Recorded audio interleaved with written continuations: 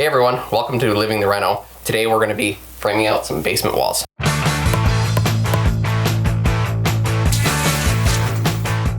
So this basement's been half finished, I want to say. It just has some furring strips put right onto the concrete, and then these wall panels are put on front of it. We want to add a water filter and a water softener over here, and we got to add some more electrical and plumbing into the laundry room. And we want somewhere to basically run all of our lines on front of and in behind. And we also want some bays that we can actually insulate down the road. Once we install all this stuff, it's going to be really hard to then build the frame behind it, detach it from the wall. Like we could screw it right to the concrete or to these furring strips, but it's going to make our life more difficult down the road. So first thing we got to do is take off all this paneling, remove the washer and dryer, and then rip off all the furring strips, and then we can build up our 2x4 framed walls and then start to put everything back. Welcome back to another project. If you've seen our kitchen renovation series, this actually took place before we even started on that, and this was done while we were waiting on our cabinets to arrive.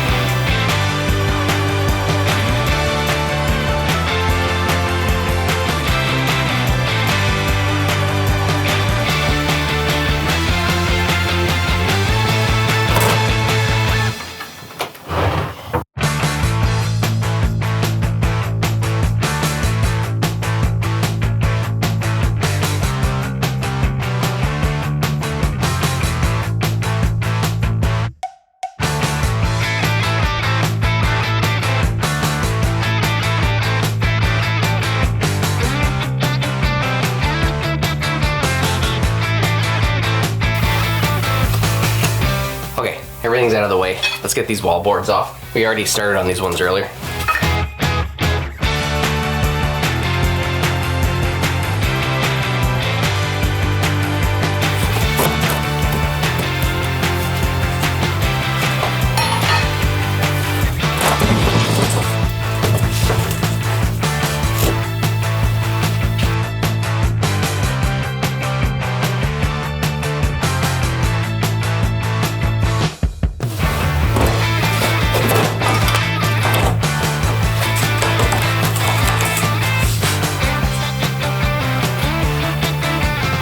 Okay, so we've gotten up to this point here. We want to build the wall up to right about here where the seam is. The reason we're doing that is because there's a large concrete laundry tub in the way. There's also all of this plumbing that goes up to the kitchen. When we redo this side, we're going to have to redo all of that, and that's a whole nother project in itself. So we're just going to end the wall here for now. For simplicity's sake, we're going to redo this side, and then we'll come back and do this side on a later date. The only thing is there's one plug here for the washing machine, and it does this light up here. That's gonna have to be removed, and then we're gonna install it in the new wall. It's basically gonna end right, you can't see it, but there's a beam up here, and it's gonna end kind of right here. So that'll be in the new wall. So let's go find the circuit breaker. We'll detach this, we'll set it aside, and then we'll reinstall the new wall.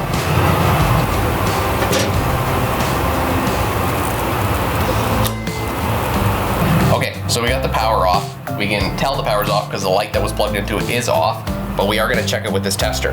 But one little important note to know with these testers is you want to make sure that it works first, the actual tester works, before you trust it with your life. So if we come on down here, we've got a bunch of circuits running across. If you turn the tester on and then try it on one of these live wires, you can see that it's working. Okay, so then we're going to go back over here. And then you can confirm it's dead before you do anything. I'll probably check it again once I take the plug out too. You can never check it too many times. Kind of need the light.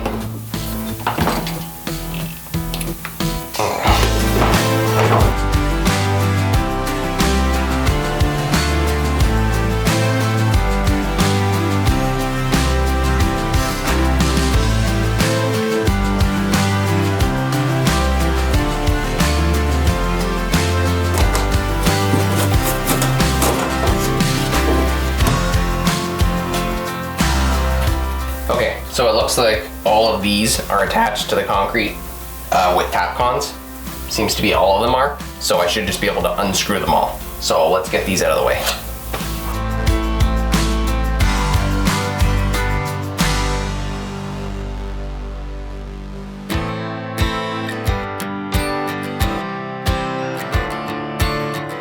Okay, so there we go. We're back down to bare walls. Hopefully not all you guys have to do all that demo ahead of time and you can just start fresh from here. Couple quick things about this wall. We do have the concrete protruding at the bottom, like the kind of footer extension there. And we have some obstructions like this pipe that's gonna get in the way of our top plate. And then in that far corner, I'll show you in a minute, there's a bit of a hump on the bottom. We're gonna have to build this wall in one piece and then set it in, but we're gonna have to make some modifications and adjustments as we go. It's never straightforward when you're doing old construction like this. So let me show you what I'm talking about. Okay, so here are the floor joists here. Our top plate is gonna sit up against them. And as you can see, it's gonna run into this pipe here. That's a heating duct for the dining room. So we're gonna build it as one piece, the wall plate all the way across. And then we're gonna put a stud on either side. And then we'll cut the top plate and move it down. We are incredibly lucky that this and that is actually like almost 100% level. So it's a nice surface to work off of. That side's a little bit lower than this side. So we're gonna cut the joists to fit in that height. And then we'll just put some shims in over here to make the difference. It's only like 1/4 of an inch. The other thing on this wall is this back corner here. It's incredibly dark, you can't really see, but there's a hump right in that corner. So if you tried to put a piece of wood, you can see it sits way up. So we're gonna have to cut the bottom plate short and then put a piece on top and then build our corner stud starting back here. But we'll show you that in a minute.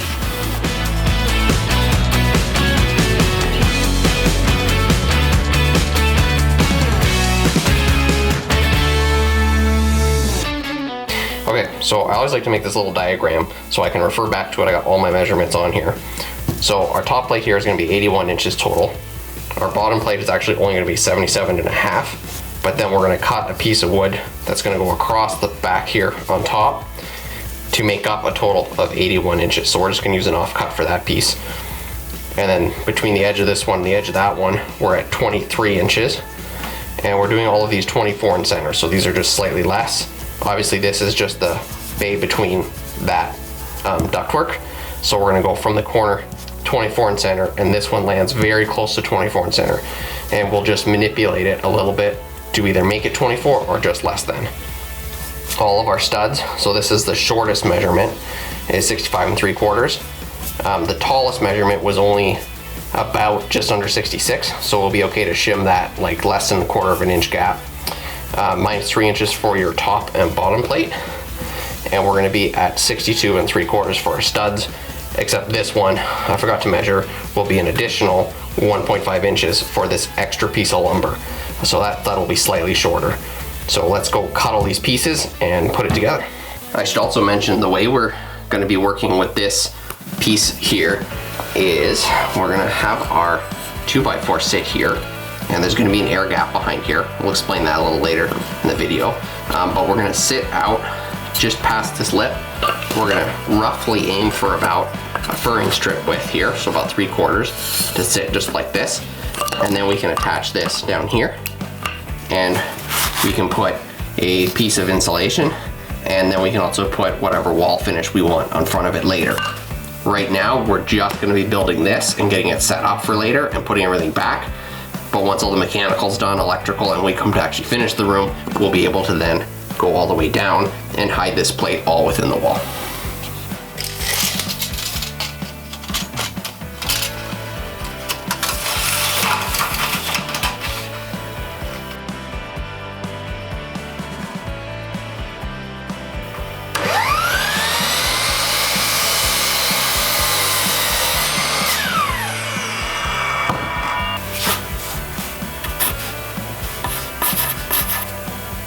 Okay, so all the studs are cut now.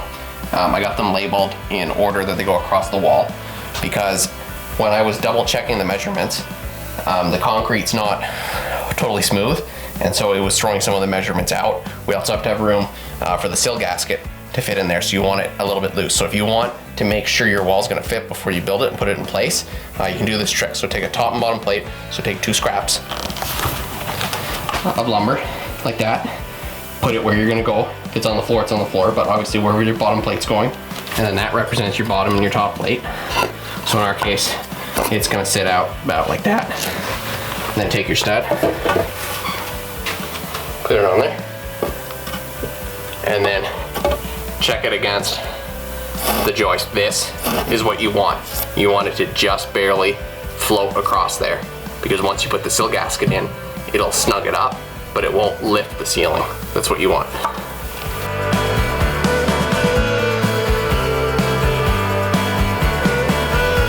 The one thing that I did here just before I installed these studs is I made sure to find the crown of the stud. And so what you're gonna do is look down the board lengthwise like this, and you're gonna look for the bow in it. And what you want to find, or what you want to do I should say, is to line up all of them the same way. That way you don't have one stud bent this way, the next going the other way. And more importantly, it's easier to install drywall or a finished surface over top of it if it's bowing out versus trying to suck a board in. It's easier to wrap it around. So I'm gonna do that on all these studs, and let's get them installed.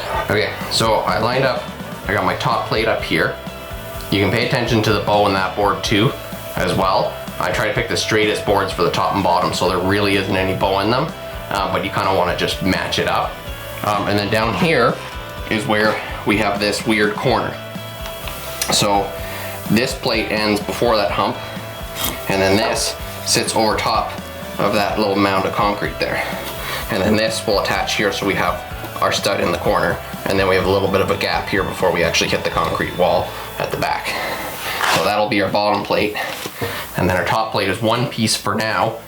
Once we install these 2 studs here, then we can cut out the piece in between, and because we're gonna cut and have saw marks there, it's actually gonna shrink that board. So we're gonna have to take one of our scraps and just cut a piece of blocking just enough down that it'll clear that duct up there. And then that way all of these can be installed square all together, and then we're making the modification afterwards instead of trying to piece together 2 different sizes and keep everything straight and aligned. It's just easier to build it and then cut it out. Just like a doorway, you would leave the bottom plate in and then cut it out when you're done. That way everything stays nice and straight. We used 3-inch construction screws to attach the wall together. Normally you'd probably use framing nails as they have a higher shear strength. However, this wall is not load bearing and we are not planning on hanging anything crazy heavy off of it, so this will be fine for our needs.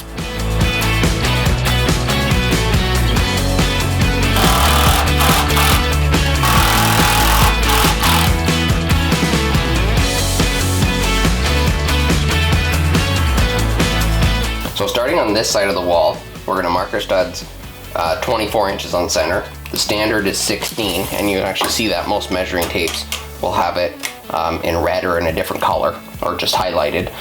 So you do 16, 32, and onwards. Because this is a basement, we're okay just to do 24 in centers. The reason you want to do 16 or 24 in centers is everything comes in 4x8 sheets. And so you want the next sheet of material to land somewhere halfway on a stud and not, before it. Just after it's fine, but you can't let it, run before. So it makes the most efficiency to have them spaced out. Plus your insulation, like your bat insulation, comes in those standard sizes. So then you can just fit them directly in without having to cut extra pieces or any extra waste. So on this piece, because we have this weird corner, I'm just taking a piece of 2x4 here and elongating my edge so I can have an edge to go off of. And then I'm just simply gonna mark the 24, 48, and so on. And that's going to be the dead center of the stud. So then I'm just gonna line this one up. I'll just make a mark on the dead center here, and then just line those lines up, square it off, and we're good to go.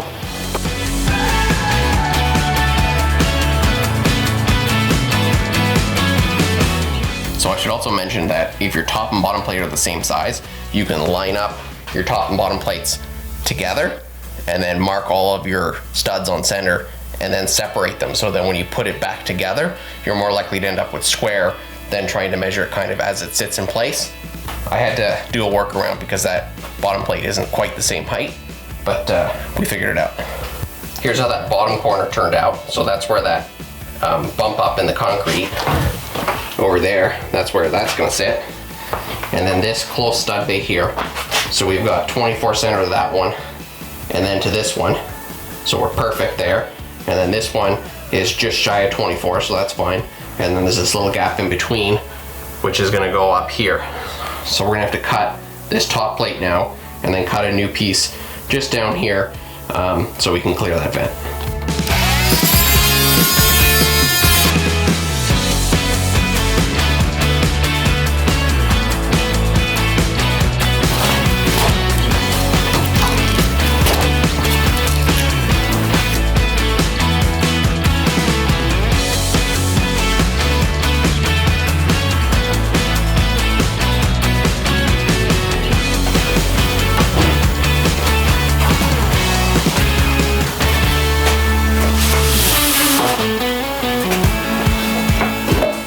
We're just about ready to actually install this section of wall. I had to move a junction box up there just a little higher.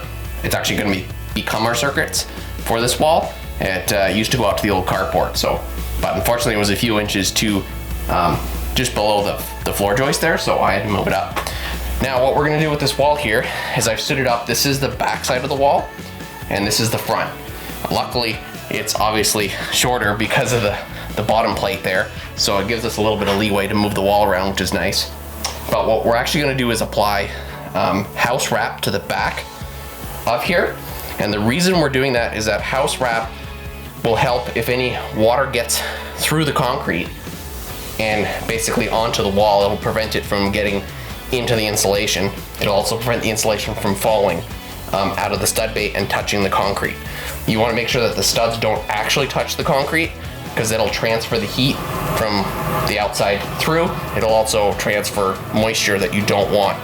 You can put a product like rigid foam right up against the wall. You can also do things like Roxol makes one, or Rockwool I should say it's called now, makes a comfort board that you can apply right to the wall, and then put your studs in front of it, and then fill your bays full of insulation. We're just gonna go for an air barrier, but the Typar is gonna make sure that nothing gets through, but it's not a vapor barrier. That's very important. It will still allow, it's still breathable, okay?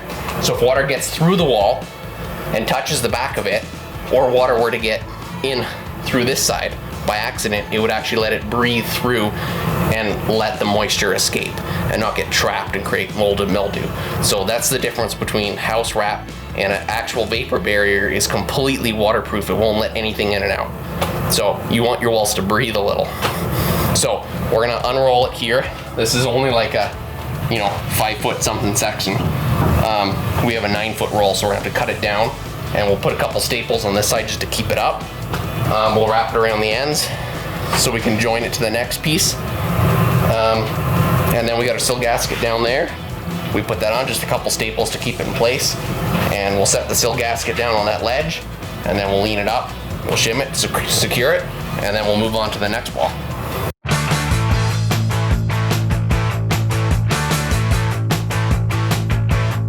Let's put this wall in place.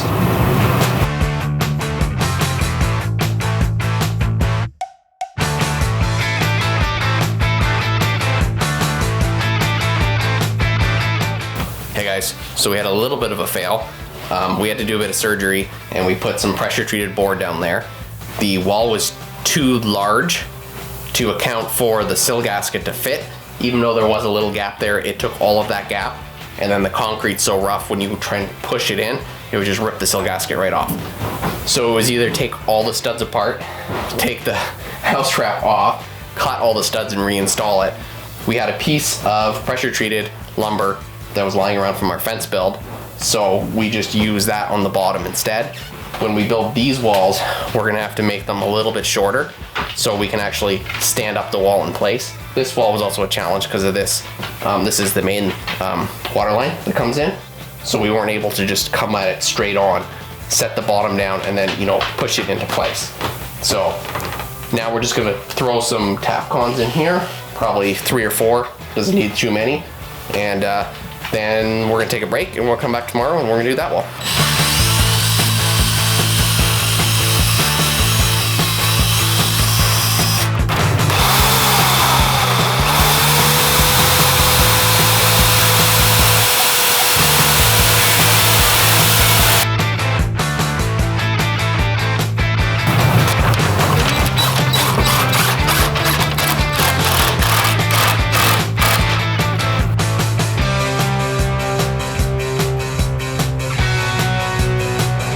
At this point, we had to put some rock wool insulation up into the rim joist space above the concrete, as the new wall is pretty much going to block this area.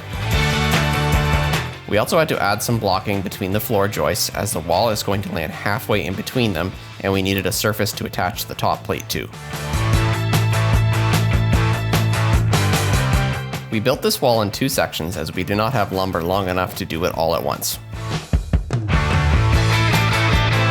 There was a gap between the concrete and the window frame, so we used some window and door spray foam to seal the crack.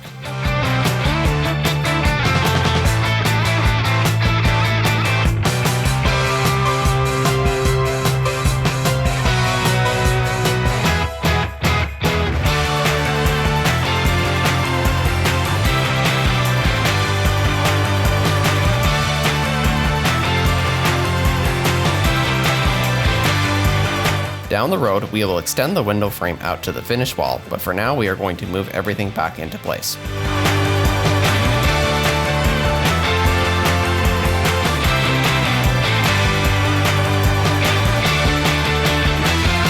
And we will now be ready to do some future electrical work. Since we already have to pull a permit for the kitchen, we can do this under the same permit at the same time.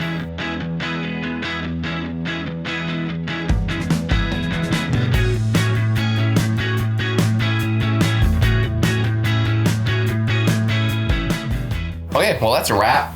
We got everything all framed out and it looks great. We obviously have a lot more work to do in the future. We're gonna insulate it, put in drywall. We got a bunch of plumbing work to do. We got some appliances to go in here, but that'll be for a future video. So be sure to stay tuned. Please subscribe, like this video if you liked it, and we'll see you in the next one. Thanks.